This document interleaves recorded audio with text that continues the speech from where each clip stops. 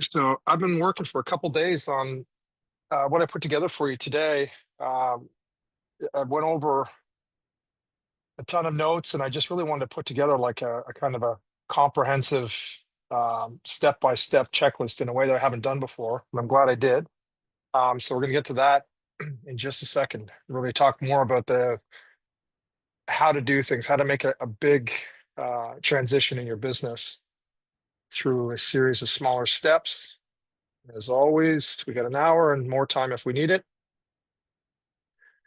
As far as wins go, I thought I'd go first today. For those of you that didn't hear through social media, I was running a very long job interview for the last 5 years, and you'll be happy to know that Allie got the job. We're officially engaged, so I'm delighted. We had her daughter's wedding this weekend, which we did at a beautiful venue here in Annapolis for the wedding, and then the after party at Franklin House. And then we had the after party the next day at our house, the pool party. And we announced it there. It's probably the only time this year that all six of our kids will be in the same room, given that a few of them live in different countries. But we were super excited. So we wanted to share that news with you guys.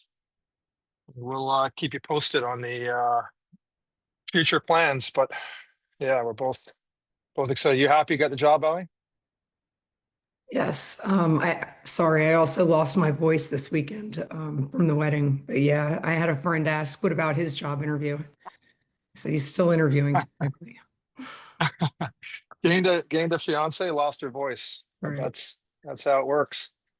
Um, I thought something cool to kick us off today, guys. I think I mentioned it last week that Dan and Julius were in New York City, spending some time at Jack McGarry's venues. So he actually was at both venues, or maybe even all three. He'll tell us. Um, this is something that for you guys, if you ever hear me talking about, someone I know, or I'm always happy to ask if like there's a property, anywhere in the country or anywhere in the world doing something that you'd really like to learn about. Um, with our with my management team in Australia, everybody had to do two shadow shifts a year. Sometimes they were at one venue, they went for 2 days, and sometimes it was two different venues. And some of my managers that did more of the research for us, um, I don't want to say it was unlimited, but if they told me they needed 5 days at a property to really dig into something, or to go across to a couple of properties, I would give it to them because what we would um, gain in that experience would take us months otherwise to do. We also offered a reciprocal. So if someone wanted to come to us for a couple of days, and we'd send somebody out. But I tell you, we surged forward and learned things, and I hope that we shared a lot of things too that helped other people. But Dan, I'd love to hear from you and Julius as to what you learned when you were in New York City. Yeah, so I mean, thank you to Sean for setting that up. We had the opportunity to meet Jack in Annapolis and hang out with him a little bit. And I think we were talking at the bar and just said, man, it'd be cool to go out there sometime. And Sean offered, well, I'll just ask him if you guys can go and shadow and hang out and do whatever. So figured it was kind of a long shot, but Jack got right back to us and hooked us up with his beverage manager, who we communicated with to set the trip up. So Julius and I landed in New York City and went straight from the airport to San Patricio's, which is the new spot they opened.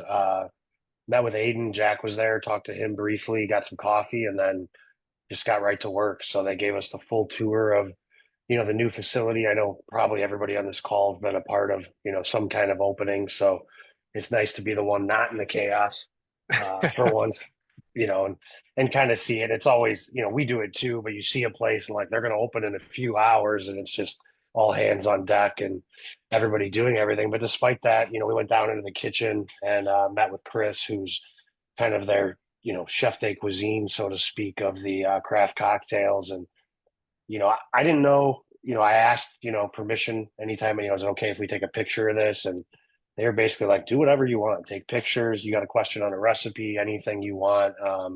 just full visibility of the entire program. I mean, I think you guys have heard Sean talk about their famous coffee and stuff. I mean, they told us how many degrees they keep it at in the Suvet. Absolutely. I mean, they didn't hold anything back, which was pretty rad to see. So we saw that, went through it with them, and then we went back, checked into our hotel, and came back for the the opening, and just spent most of the time just kind of watching how people were working, what was going on. And as you guys all know, in an opening, and I don't do openings with free cocktails at all, but they do, and a lot of people do. So people get real thirsty when everything's free.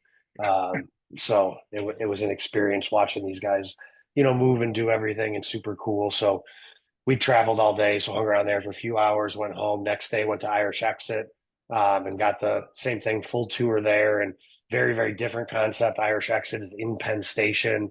They have almost no workroom. They've got a walk-in cooler and, a little tiny thing. And for such a big, robust concept, it was kind of amazing to see, like, they're using this little coffee grinder, but running it for an hour straight in order to make their batches and do stuff, because they just don't have the space to have, a bunch of equipment and different stuff. And then from there, went over to Dead Rabbit, which I've been to before, but not in 7, 8 years probably, and certainly not, inside the guts of it, so to speak. So we got the full experience there, and Chris took a ton of time. He was there again to really work with us, and let us take notes, write things down, ask questions, and kept asking if we were bored, which we certainly weren't, but drinking from a fire hose, so to speak. And a ton of stuff that I think we can immediately implement, and then a lot of stuff we figured out on our own or we're doing. It was cool to see, hey, these guys are the best, and this is how they're doing it too. We Julius was instrumental in our craft cocktail program and getting our touches down, and it's very similar to a lot of the things we were doing. And some of the stuff Julius said, I used to do some of this stuff, and I don't know why we haven't implemented some of it. So it was really cool to get that going. And then we hung out as customers for a little while there in the parlor. And while that's not what we do, it's really cool. And I know for Julius, and I'll let him speak to his experience, but to see these guys that are pretty much the best in the world at this, to get a peek behind the curtain, so to speak, was really, really cool for me. And we bounced around to some other places after that and checked some stuff out, but definitely by far the highlight, even as a customer, was, watching those guys work and seeing that place. And it gave me a lot of ideas and reassurance for the stuff that, we're already working on and doing, and, stuff definitely we could do better. And I think we've already started to implement some of this stuff just in a couple of days. We've been home. We were there Tuesday, and we flew in Tuesday, flew out Thursday, but felt like we got a huge rocket fuel boost of information and stuff that we could use instantly. That's awesome, Dan. I'm glad that that worked out. I'm trying to get my hands on this video for you. I believe it's from 5 years ago, and they did a split screen. It was part of their, like, for their investors, but they did a split screen of Dead Rabbit 5 years ago versus now. And the cool thing is, it's two customers. It's both of them are a couple sitting in front of the bartender, and the bartender's just got his head down and going. The customers are impressed. They're watching him, but then the split screen beside it was today, and the bartender's making a drink and looking at them and talking to them. You know what I mean? And Jack said, Yeah. "This is what I've wanted, right? I don't want a chemist shop here. I want people to experience Irish hospitality." So yeah, if I can get that for you, I asked Aiden if he can dig it up for me. Yeah, I'd love That's to see it. Yeah, that's an excellent recap, man. I appreciate that. Julius, what do you have to add? Yeah, overall, just a really, really cool experience. For myself, as Dan was like kind of alluding to, just kind of like re-triggered a lot of things in my mind as I've gotten a little further away from craft cocktail bar, and like that being the sole focus of my business. I certainly forgot like a lot of the techniques and steps that I've used to produce things previously, so it was kind of a refresher on some of that. But for me, more for today was just as Dan said, it gave kind of some reassurance to some of the things that we're on the path with that, I know we're in the right place on, but it also opened up my mind to, how we can become exponentially more efficient on the back end and the steps leading up to production. that is really, I think, going to be vital for us. And, we've already had talks about, going back behind, physically behind our spaces and really looking from that moment, like, what can we move? Can we move an ice bin here, a drink rinse here, or streamline some other cocktails onto draft in order to expedite service, particularly at Diablo, where we're the most cocktail dominant of any of our concepts. Great feedback on cocktails, great feedback on food, but increasingly now we're getting feedback on the amount of time that it's taking to get the cocktails to our guests, Right. which is obviously the directly affecting the quantity of drinks that the guest is going to have. So, as we're Yeah. also talking about optimization right now, like that is a massive gap for us that we've got to get down there. So we're looking at, a lot of different ways to approach that. And, everything from how our team is picking up tens in comparison to how their team does to, I mean, I was asking specifics on even the way that they were building certain drinks because he was saying how they bottom all of their like spritzes or cocktails that might have a carbonated mixer in them, and we were building them the other way, base spirit and syrup in the batch at the bottom, then going over the top and agitating. And, you watch that and like, oh, that makes sense. That saves time, that saves steps. And they mentioned that it also holds the carbonation in the drink better. So just a few things, well, more than a few things that really, jumped out to me. But overall, it was just really inspiring. So certainly thanks to you for making that, connection for us. And, Dan for getting he and I also out there, and certainly also congrats to you two if we didn't get that off at Yeah. the start of the call. Super Yeah. cool. Yeah. Saw Thank that on you. the socials. Congratulations. Thank you very much. Very excited. Well, listen, before we close on Dead Rabbit, just 3 points that I wanted to make. And obviously I know this brand really well from working with Jack for a long time. People know it for the cocktails, and you guys got to see behind the scenes with the cocktails. But in Jack's first year of business, near the end of, we were coming up to the first anniversary, and he talked to three people in the neighborhood. He just walked in the street and he said, "Oh yeah, you're Jack from Dead Rabbit." And he goes, "Yeah, have you been?" And they go, "Yeah, yeah, we've been." He goes, "Well, how many times have you been?" All three of them had been once, right? It was busy cocktail bar, a neighborhood person doesn't want to get pushed around or wait around. And so it really got to him. And he went to a very experienced bar guy in New Jersey. And he said to him, "Man, I had these three people, they've been there once." And he goes, "Man, you better pay attention to your food program." He goes, "Your neighbors will come to eat, but they're not going to come and queue up to drink a cocktail. You can get a good cocktail at a lot of places in New York." So that's to me the head fake at Dead Rabbit. I love the food there. I took my sisters there last week. And he takes the food every bit as seriously as he does the cocktails. Two other things that I thought you guys might find interesting with him, and it's a shame he was opening a venue when you were there. Otherwise, he probably would have hosted you himself, at least for half a day. But when you sit with Jack, you go in and you'll have a drink. He almost always, every time I'm with him, he'll order three cocktails from three different stations. There's a way to do that on his POS system, and they all kind of arrive at the same time. And he lines them all up. He looks at the wash levels, the ice, the color, the garnish, everything, and he'll take at his phone, make a couple of notes, and then give the drinks away. He's fanatical about the bussers and the tables. So he'll sit there and he'll have his phone with his timer.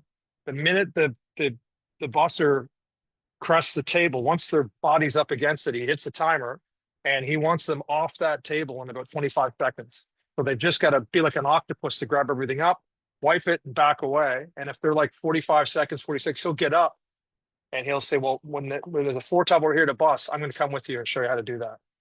So he's just meticulous about all the little details, and that's how it all comes together. So good, guys. I'm glad. And if anyone else, I think this is something that you guys could learn a lot from each other too. Like, getting on a plane and going to visit someone in this group would be a great way. But if there's anyone else I can hook you guys up with, you just let me know. All right. I'm kind of excited to share this with you guys because what I'm going to share with you today really took me about 2 years to learn through an awful lot of trial and error. And I also want to make clear that, this is, oh, we forgot to put up the Slides in. That this is not what I'm about to share with you is not a prescription. I don't think everybody should do everything. I think you guys are all smart enough to kind of look at the list and decide what makes sense for your business. And what I learned to do through trial and error was like, what am I going to do now? What's in the on deck circle? And what's for the future? Because I am the guy, as you can well imagine, that would bury my leadership team on a regular basis. So I just want you guys to be conscious, like there's some ideas here that might be for a little bit later, but not for now. But I'll leave you to make that decision. I believe I've talked to you about this book before. There is exactly 5 books that have changed my business career. This is one of them. It's an older book. It's worth reading. I believe everything applies, if not everything, most everything. Jack Stack is from Springfield, Missouri. I was so impressed with this book that I flew from Sydney, Australia to Springfield, Missouri, which took exactly 2 days, 2 full days of travel to get to fucking Springfield. I bet you take a day to get there from Annapolis. It's just a little town in Missouri. But I wanted to frame what I'm about to share with you with these few ideas that come directly from this book. And it just like, I don't know, it may seem subtle to you guys, but it totally changed the way that I ran my business. So first off, there's 5 points here. First off is the idea of open book, right? I didn't even know what the term meant, but I was already kind of doing it, but not well enough. I was showing them like what happened in the business, but not what was supposed to be happening in the future. So we had scoreboards for everything. I had scoreboards for my dishwashers, right? We knew who our top 20% of dishwashers were, the middle and the bottom 20%. We just started to measure everything, and not because we were micromanaging, because it became fun. It became fun and interesting, and it was a way for me to dole out bonuses, right? So we really got into these scoreboards. And secondly, I know you hear this all the time, like, now your staff are never going to think like an owner. They will if they want to be an owner in the future. So our job ad started saying, like, no matter where you start here, within 3 years, you'll be taught how to run a multi-million-dollar business. Sean, I learned that, like, oh yeah, I man, have go a ahead. question. Yeah. So on that whiteboard you just showed, I know we're working on the peak hours now. So you have this and you have a peak hour whiteboard? Yeah. Well, the peak hours were just built into here. So there was a targets for every shift, and there was also non-monetary targets. Like we wanted to build databases, we wanted to sell at an event. So Right, yeah, but we had I'm it. just in terms of this, so like we're trying to launch the peak hours stuff and give people targets and do all that. Are Yeah. you I get that your peak hours are in here because this covers all hours, but are you doing this or peak hours or both? We started with just peak hours, and then we built it out to do every shift because we had people that were incentivized for like Monday to Thursday lunches. And we said, if we're going to build this in a meaningful way, these are the numbers that you need to hit to do that.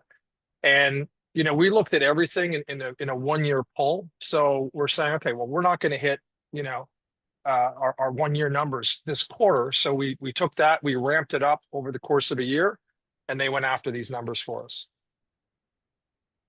Yep. So again, guys, this isn't a prescription. I just happen to be a guy to think that the um, highest value thing that I could give away at the best price was entrepreneurship. So I hired, at least people who thought they might like to be a future entrepreneur, a CEO. You need to know how to run a business. A GM needs to know how to run a business. So I said, if you come here over the course of 3 years, we had 12 modules, and we're going to teach you all 12, and we're going to test you on them, and you're going to have to do the things that we're talking about, not just learn them, but do them and then teach them. So that's what was on offer. Not everyone did it. They didn't have to. But over time, like we really just started hiring people that were hungry to do this, and they just did more. They thought differently. They acted differently. Mini games are the key to this. This is what I fucked up in the beginning. Like everything was so long, and when it wasn't working out in the beginning, people got discouraged. So we started running like 2 to 4 week challenges. Even things like satellite bar, high score, in 3 hours out there. Boosting event sales. We had great daytime staff, and they could load up. The prizes, it may sound weird, but one of our most popular prize that people really like was Toastmasters. You guys heard of that?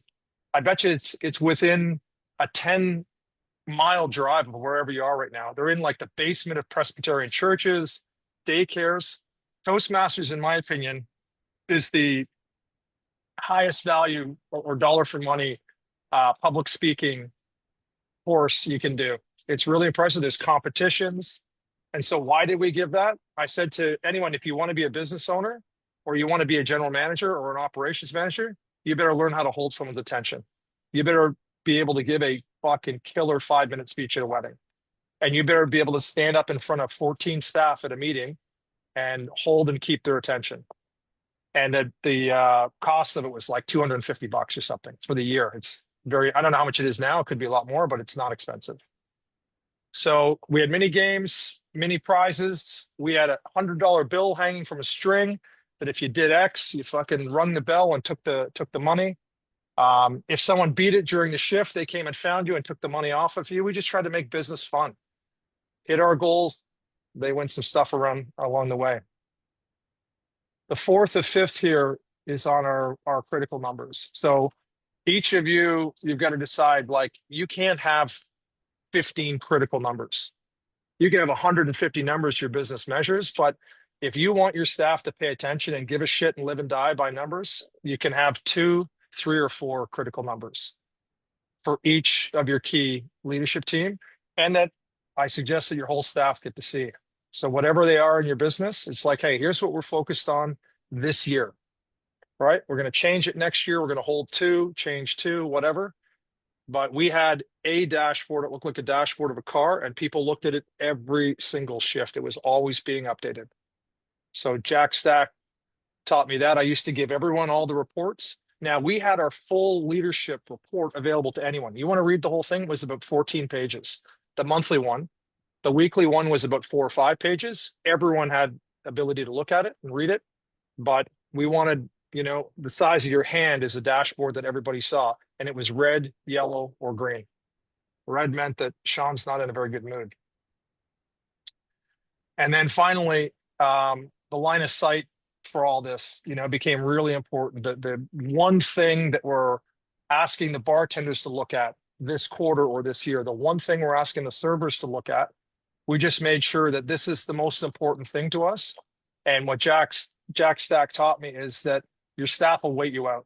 They understand that you're excited about this, but they know it'll fade, and they're going to go right back to doing what they're doing before. He said, if you can get excited about it and stay excited and keep people on track with line of sight, you're going to have everyone rowing in the same direction, or who you got to get rid of. So anyhow, that's the framing for what I'm about to walk you guys through. Any questions on that? On Stack's book?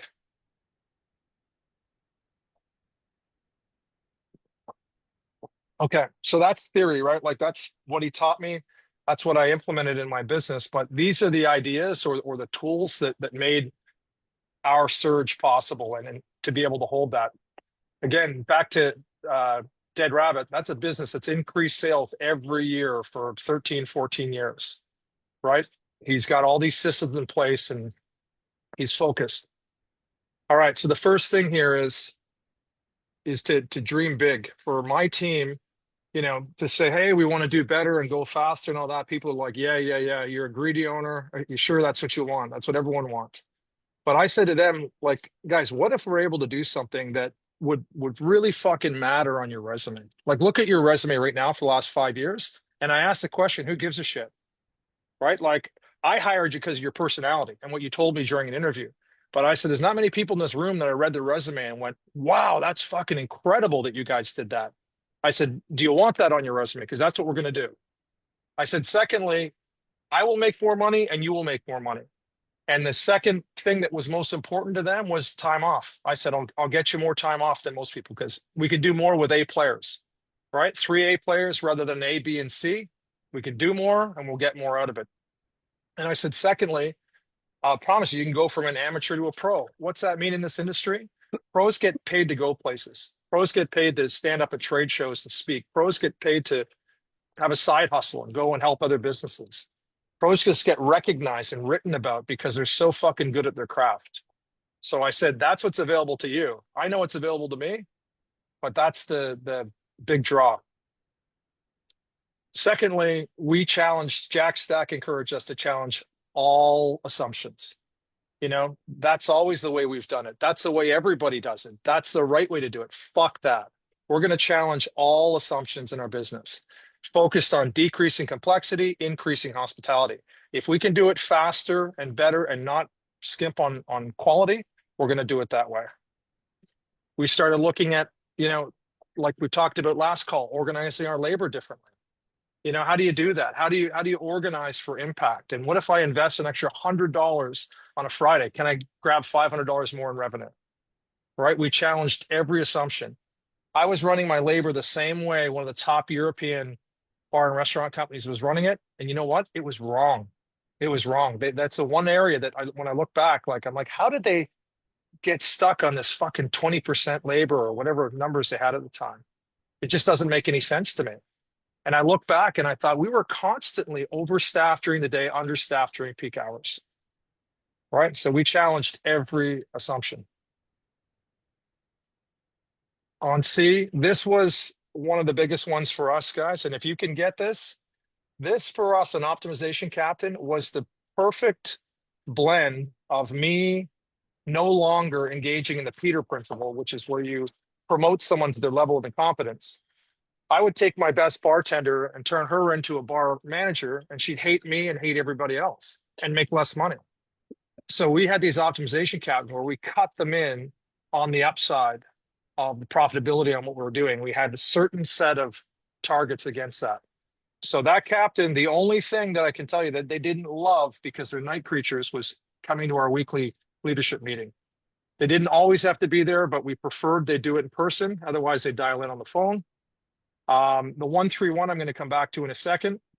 I said, if I ever hear somebody say to me, a bartender, you guys don't listen to our ideas. I said, that's on you. You represent them. They can come to the meeting themselves and speak, but you have to represent all their ideas, even their fucking bad ideas. We've got to tell them we're not going to do it. We heard them. Tell them why we're not going to do it, and let's move on. And they had to participate in the 3 evaluations a year for our bar staff. So it's a lot to do. I can tell you in our first year, Tanya made about another 30, 40 grand. And she opted out doing it the second year because she was trying to become a lawyer. Michael took over for her. He made another $50,000 or $60,000 that year. Right. So it's a fucking good side hustle. And they come back with the ideas and we decide, and we kept a running list. We're not going to do this. This doesn't make sense financially. This is against the brand. This was really important for us. And I think most teams that I constantly told them we were going to fail a lot, but we want to fail forward. I told them forecasting, like fucking Wall Street has a hard time forecasting, right? That's what they do for a living. External factors are going to make it hard for us. I get it. There's going to be blips and backward steps and everything else. And then just shit happens in this industry. But I said, don't fucking quit. Keep going. Let's keep striving to get these numbers. And then finally here, this is another big one. We challenged how people see labor. I said, if you work here, you're just a member of our team. And you're typically on front of house or back of house, but you're not a bartender here. You're not just a manager here. You're not just a dishwasher here. Everyone has to cross-train in at least one other position. And then you have to agree that we all play at least 2 positions.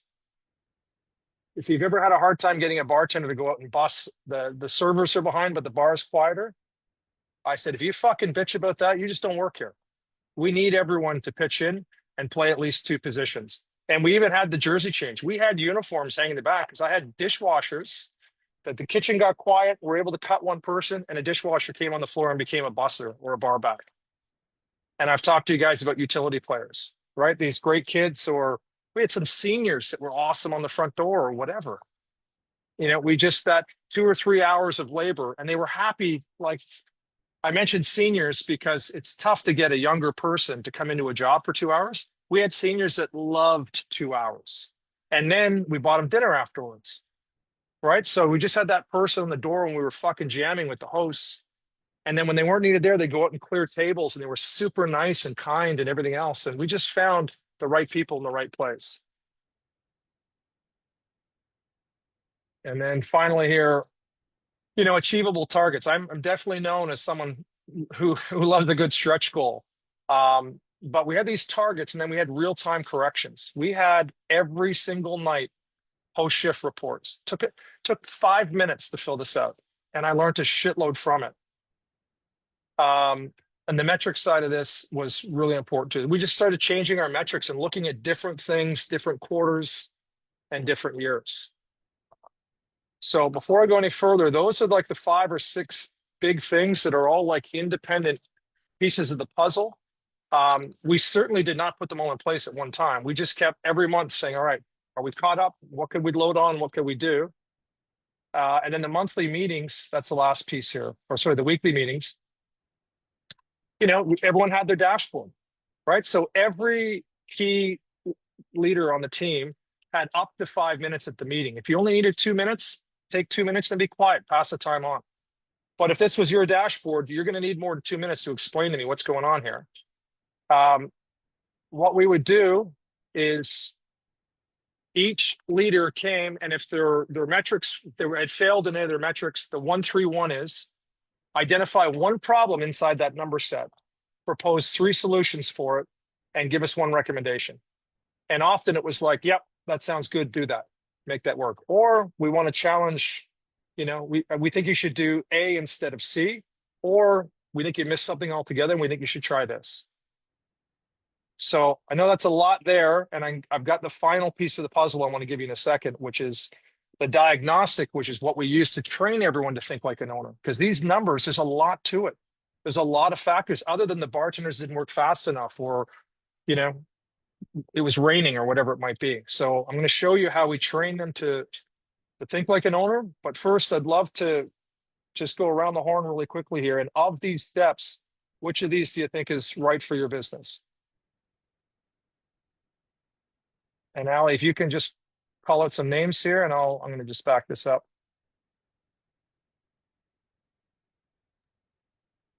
Let's start with Nicole. Nicole? Not a good job of calling names today. Yeah, actually what we just went over, I think you said it was the 1-3-1, like identify the problem and then giving us ideas on how we can improve it. I think holding management responsible for their own locations and actually discussing that would be very beneficial for us. Yeah, what I found, because I learned it through being asked to do it as a young leader in London. And, sometimes I thought there was only one solution, or, and they said, well, go talk to people that have more gray hair than you do. Like, people have been around, know that there's 10 ways to do this. And then you have to put yourself in the line to say, well, this is what I think we should do to move forward. And you just start to sharpen your instincts with that. Yeah, it teaches you to think a little bit more. And once we got going, like once you trust people, especially your GMs, you're like, I think you need to come to me a lot less and go with your instinct. And if it's something you think you can recover quickly from, you don't need to wait 2 days to have a meeting with me. Just go, get it done. Who's next, Allie? How about Captain Kai? Oh, Captain Kai. Hey, How's that, Cap? Captain. Hey, what that 1-3-1? We implemented that about probably about 4 or 5 months ago, and it's changed everything. It's made the businesses and the managers a lot more not afraid to make that decision. As long as the business is not going to fail, majorly lose money, no one's going to get hurt. Hey, make the call. If it doesn't work, then let's go back and look at why it didn't work and make sure that we fail forward and learn from that mistake. Yeah, Also, awesome. something else you were talking about, like at one of the bars at the moment, we're just struggling with. We've got a great team of A's and a couple B's in there, but I feel like we need to put some more in there. And you were saying that they earn more money, but they're getting more time off. I think in step 3 on there, and I was just trying to sort of like, I'm just going through like with them hiring more staff because I'm trying to cut down hours so they're more efficient on less hours. by having more Oh, support from other bars, because it's pumping down here at the moment. School holidays, sun's out, we're, rolling it, just come out of winter where it's hitting 20% profit out of coming out of winter. We're doing, $93,000 weeks when last year we were doing $70,000 weeks. So it's that's awesome, man. yeah, Yep. Awesome. And is it just me, Kyra? Do you look more like a sailor every week? Look at that shirt. You're like right out yeah. of Central Casting, dude. Yeah, I thought I'd really play on it this week. Next week I'm going to be sitting on a boat. I promise. I'll be bobbing around in the ocean next week. All right, Allie. Move over to Germany. Dominique. No passport needed. We go right into Germany. Yes. Well, I just wrote down the numbers for the last quarter from October till December, and I'm looking forward to how the team will react if they get the targets for each shift and for the peak hours. So there's something I'm looking for, and actually this 131 thing. We have a meeting tomorrow, and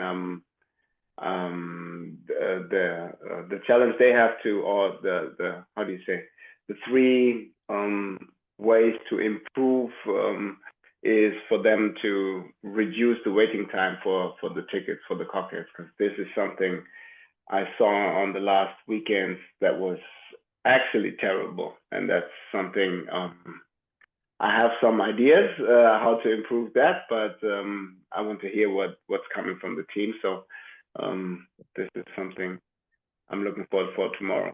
Yeah. Because we Awesome, have man. a team meeting tomorrow, and they have to present ways to get faster. So actually, Nice. we're doing exactly what we're talking about today. I'm gonna hold something up here. I don't know if you guys can see this. This is what my boss in London. Am I still sharing? Stop sharing for a second. My boss in London comes to me and he said, I gave him my 131 and he said, and I always had to present it in writing to him. He was a busy guy, so he'd read it quickly and then he'd ask me some questions. And he goes, "Where did you get these ideas from, Sean?" And I said, very proudly, I said, in my head." And he said, "That's you in the middle, right?" He said, "That's your team. You got all these people who have more experience than you." And he says, "That's the greater network, other people in other businesses." And he said, "If you really think that the best ideas are always going to come from here, you're mistaken." So he said, "Take some time, buy someone a coffee, make a couple phone calls." And he said, like, this is your job, is to find great solutions, right? Don't always just try to pull from your head, and you'll learn a lot by asking people, what they think. And every once in a while, you're going to strike gold. And he was so right. I'm a guy who makes 3 calls on every big thing I'm working on now. Cool. That's great. Allie, who's next? Scott. Is Scott there? You there, Scott? How about you, Brian? Yeah, sorry guys, I'm driving, doing Oh, the there kid it is. shuffle. Yeah. I missed a little bit of the previous part, so it might be a better Brian one, but just dealing with a bunch of bullshit at once.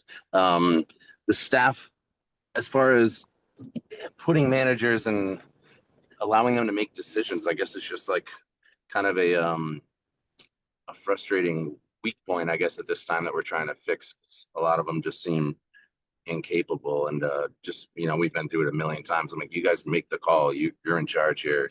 Ask for forgiveness later if you think it's an overreach. But I guess whatever way we're explaining it, they still uh, come to me often, and then I'm also accused of micromanaging like half the stuff I don't care about. So I guess I need some advice on how to better translate the, hey, it's in the interest of hospitality. You feel like the whole check needs to be comped because it was a dumpster fire, make it happen. But they're getting slightly better. But I think that's a challenge for us right now is getting people to step up and make educated things that are what's best for the business and just make it happen.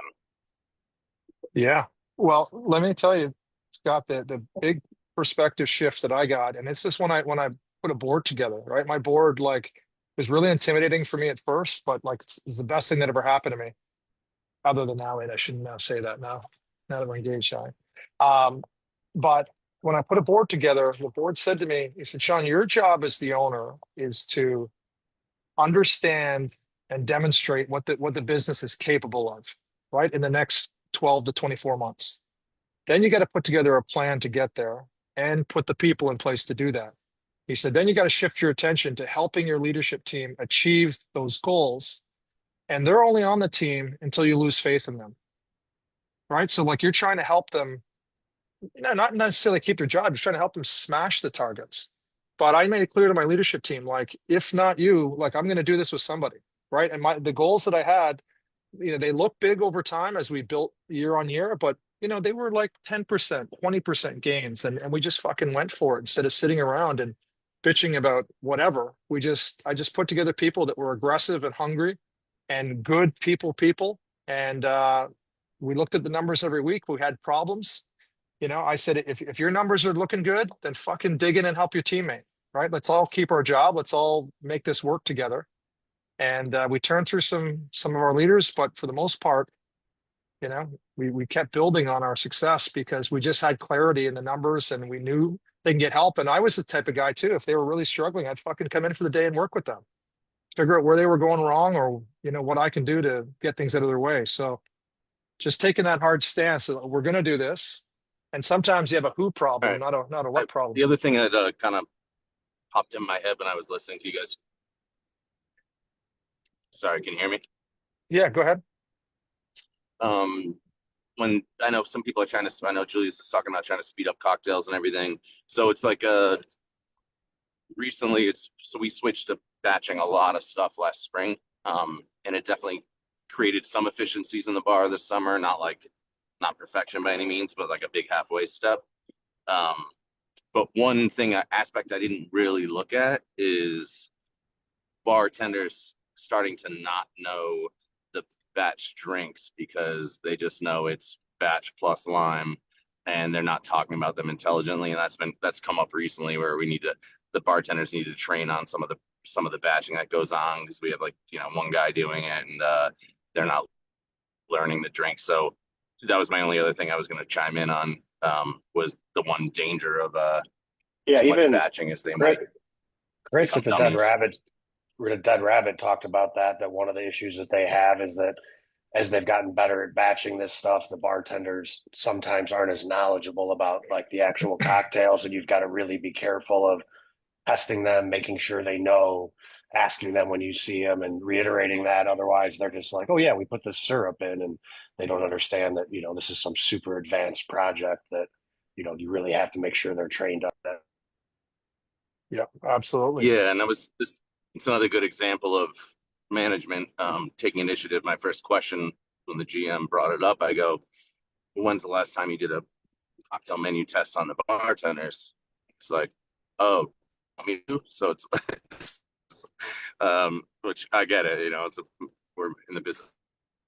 It's a frustrating thing, but anyway, that's something we're experiencing. So a good heads up if you guys switch to it. That I guess menu testing is probably the best solution, and maybe a ranking on it. Who scored what, so everyone knows who didn't memorize what's in a drink.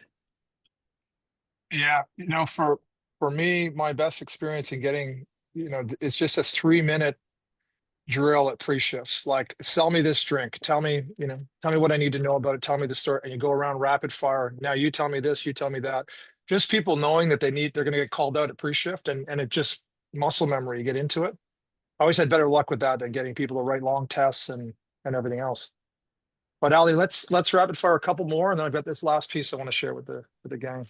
Yeah, we've got Brian Blankus on here. I don't know if he's on or just his camera's not on. There he is. Yeah, no, sorry about that. I was like, I got sick recently and it sucks. But so something that I noticed that we were talking about is again kind of getting the players to start being star players, and like we started implementing that in our training with a lot of the new people.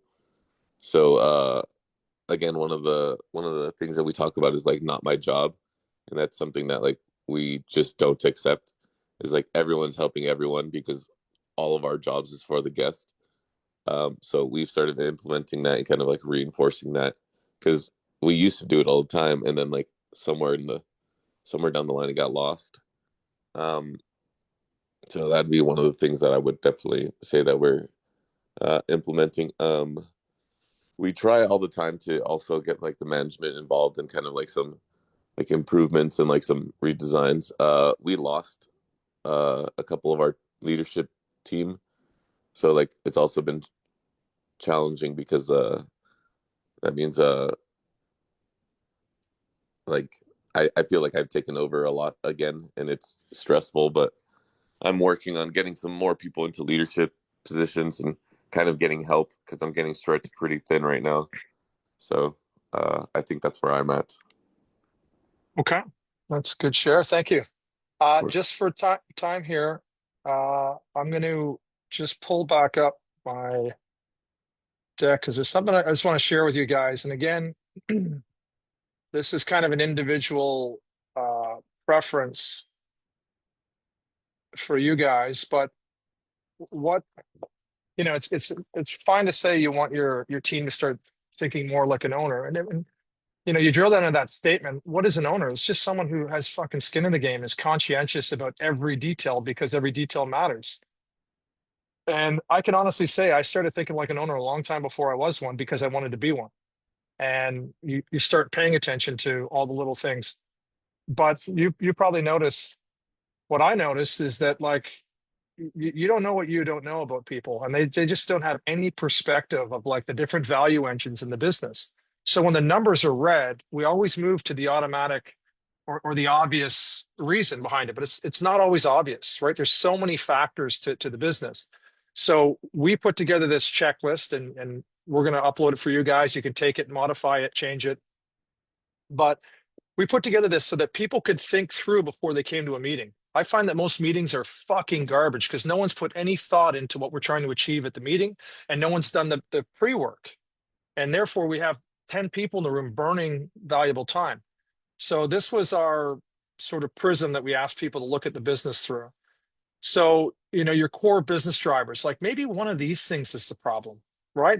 Maybe it's our concept. I know that's a big thing, but sometimes it is. Like, we started losing some market share to a place across the road, and it wasn't because they were better. They just had a newer concept that people were really digging, right? When people brought it to me, it almost offended me. I'm like, well, what do you think? We've done really well for 3 years, but they were right. We had to adapt some things to our concept.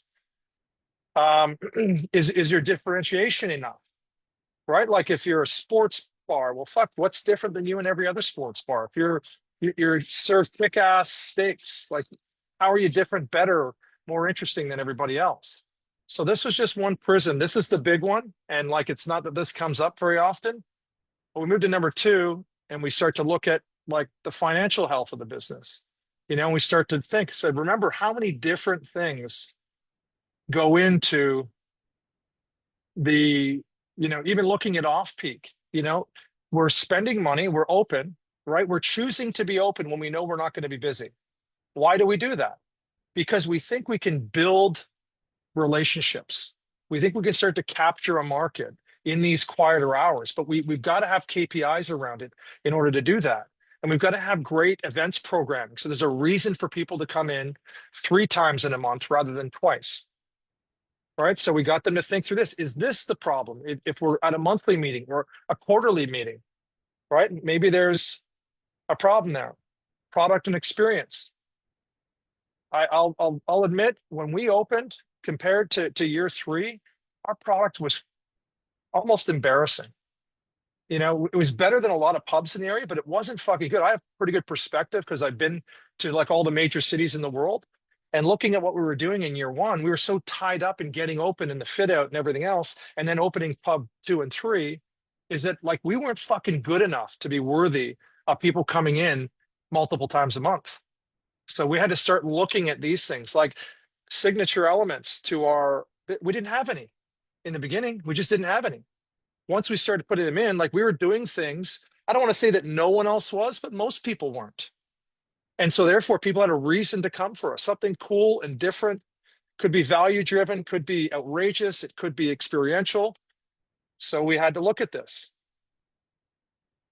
This is the big one for us, right? Like, are we recruiting enough people? What's their skill level at? We had a chart and we measured these things. What's their general attitude like? Do people say it's not my job? I used to say that's the fastest way to resign here. Just say it's not my job and we'll fucking walk you to the door because it's my job. I'll reach in the fucking toilet or the bin or whatever it is. Our leadership, we measured this every month with the Q12 survey. Because I realize you can't let this go 3 months or 4 months. Half your fucking people will check out on you if your leaders quit and stay. Scheduling, right? It's fine to say we've got a meritocracy, but if you have really great people and you can't get them enough shifts, you've got to figure out the people you want to keep. What do we need to do to keep you, and how does that work? Sounds like a lot of work kind of going one-on-one, but it's worth it. We were retaining people 5 times longer than the industry average. Engagement, huge, right? Your staff engagement is directly connected to your guest engagement. So we looked at those things. Marketing and brand, like what do bartenders have to do with this, or hosts? Fucking everything. We were a big internal marketing, and our brand was owned by our team. So is our awareness enough? We would go on a quarterly basis to 25 businesses in the area and ask them, hey, I'm looking for this bar. And they'd say, oh, yeah, they're down the block and whatever else. Oh, cool. What do they like there? I've never been. I don't know. I heard it's expensive, but whatever.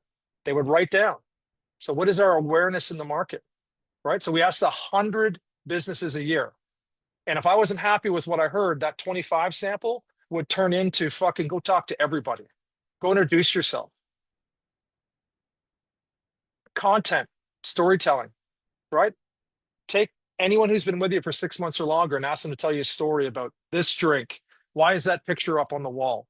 Why did Dan buy this bar? See if you're happy with the story. If not, teach them how to tell stories. Give them the story so I have a chance of telling it back to you. Events and promotions. This was our big thing. This is how we got new people into the business. And I fucking loved it. It's like throwing a party. People paid us to have parties, suppliers and everything else. Entertainment. This was probably my Achilles heel, except one venue we crushed it at. I fucking hated most DJs. Live artists drove me fucking crazy. I just wasn't that good at it. So I brought someone in, lo and behold, that was really good at it, and he crushed it. Right? So realize what you're not good at. Community building, right? We cared. We had a database just for local businesses, and we had a database just for local individuals. And we invited them specifically on a Monday for something, or Tuesday. Bring a partner. We're going to do something cool and fun. Your reputation management.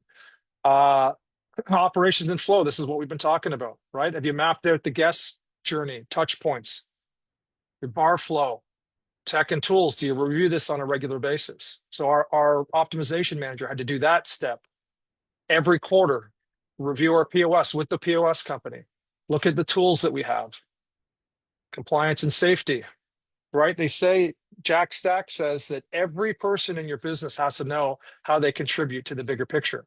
And he talks about a janitor who sweeps the floor. And he goes, well, I'm just the janitor here. And he said, in a reconditioning factory, he said, the number one thing that decides if we're getting more business in the future is price. And 2 is our safety claims. He said, our safety claims go up, our insurance goes through the roof, and we can't afford to do business anymore. He said, you are in charge of those. You are the most important person in making, and he said his janitors just stood taller. They knew they were part of the picture. And then atmosphere and environment. So we got the folks to have a look at this. Everyone to submit their opinions, their ideas, seating and comfort.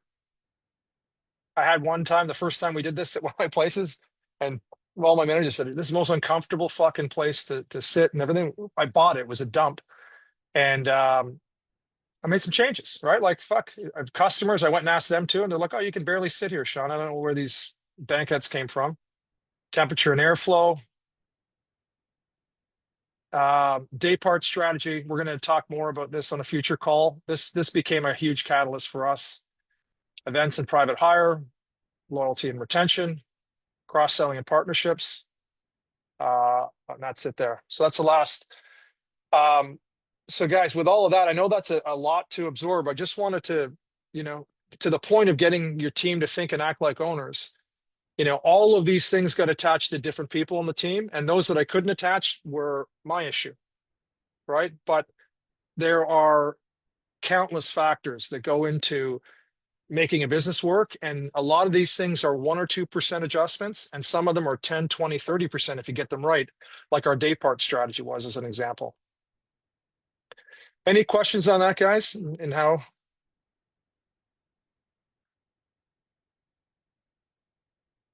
That just tied into our 131. So people look and say, I think this is why this is happening.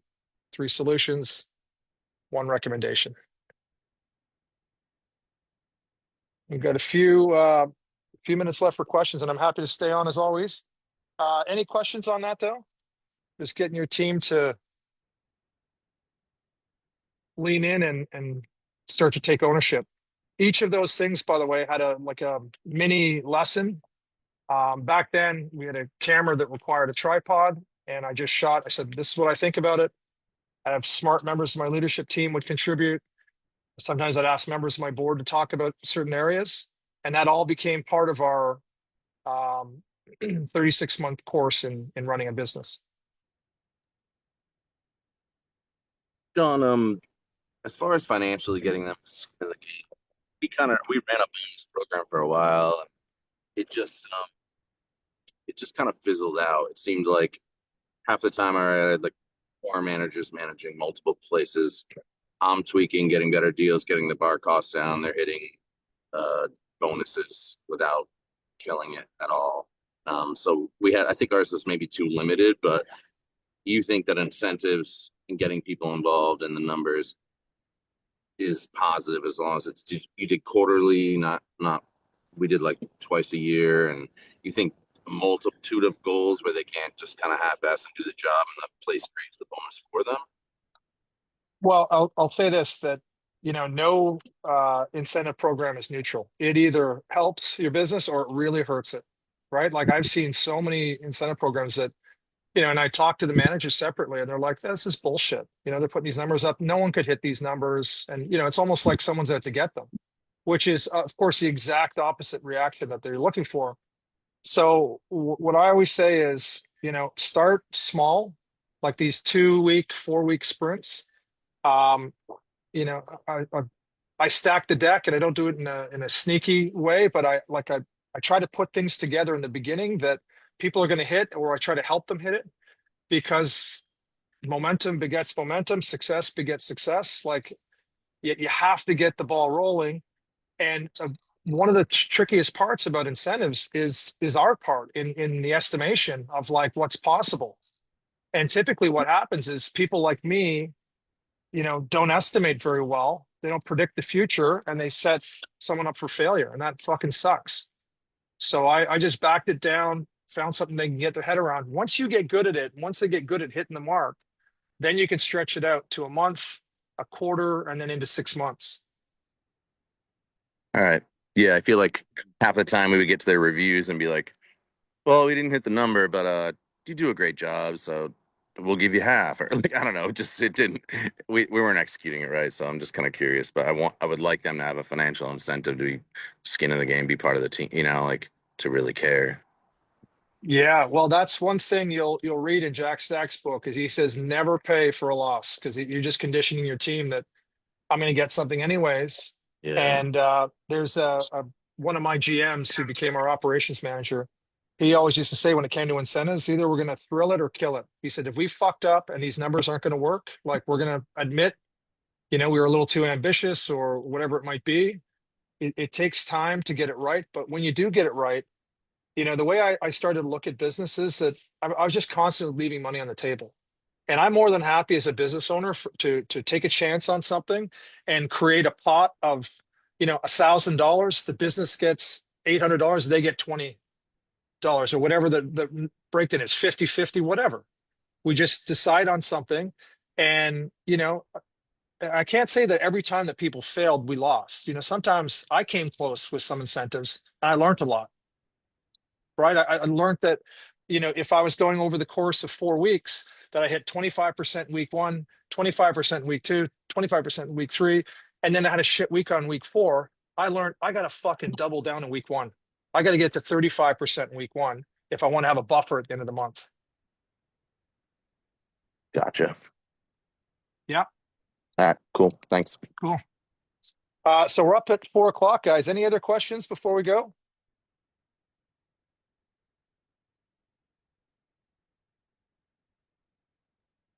Okay.